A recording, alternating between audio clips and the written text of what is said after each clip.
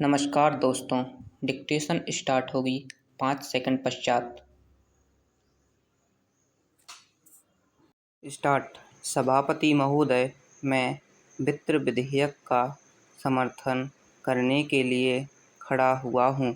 विश्व की बिगड़ती हुई अर्थव्यवस्था को ध्यान में रखते हुए देश की अर्थव्यवस्था को बचाने के लिए माननीय वित्त मंत्री जी और उनके सहयोगी जिस सूझबूझ से काम कर रहे हैं, उसके लिए मैं वित्त मंत्रालय के 3 मंत्रियों को बधाई देता हूं।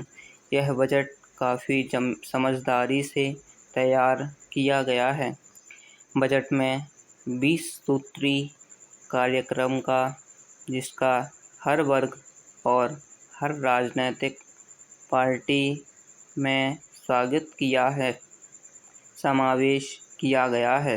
सस्ते भाव की दुकान खोलने और ग्रामीण क्षेत्रों में उद्योग लगाने की ओर ध्यान देकर ग्रामीण लोगों और नौजवानों के शहरों की ओर भागने पर रोक लगाने का प्रयत्न किया गया है।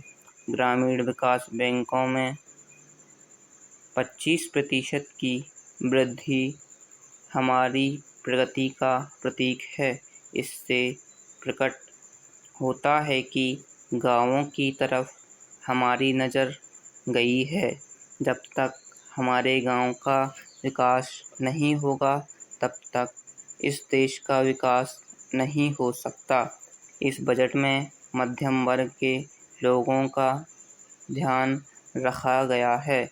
महिलाओं की दिक्कतों को सामने रखा गया है और सरकारी कर्मचारियों के लिए वेतन आयोग बनाया गया है। ये सब स्वागत योग्य कदम हैं। पैरा। विरोधी पार्टियों के सदस्यों ने इस बजट के बारे में जो आपत्तियां उठाई थीं, उनको ध्यान में रखकर वित्त मंत्री जी ने करों में राहत देने के बारे में कल जो घोषणा की है, मैं उसका भी स्वागत करता हूं और उसके लिए उनकी प्रशंसा करता हूं। कुछ परिस्थितियां अभी पैदा हुई हैं, जैसे उत्तर प्रदेश में गन्ने के संबंध में कठिन स्थिति बनी। स्वयं प्रधानमंत्री जी ने उसमें रुचि ली और भारत सरकार की ओर से राहत देने की घोषणा की गई और उसको तुरंत लागू भी किया गया। साथ ही साथ महाराष्ट्र में कपास की जो स्थिति पैदा हुई, उसको भी ध्यान में रखते हुए माननीय वित्त मंत्री जी ने रिजर्व बैंक को 12 करोड़ रुपए की सहायता देने का आदेश दिया। ये ऐसी परिस्थितियां हैं जो अचानक खड़ी हो जाती हैं, लेकिन वित्त मंत्रालय बड़ी समझदारी से फौरन उसके संबंध में कार्यवाही करता है। पैरा।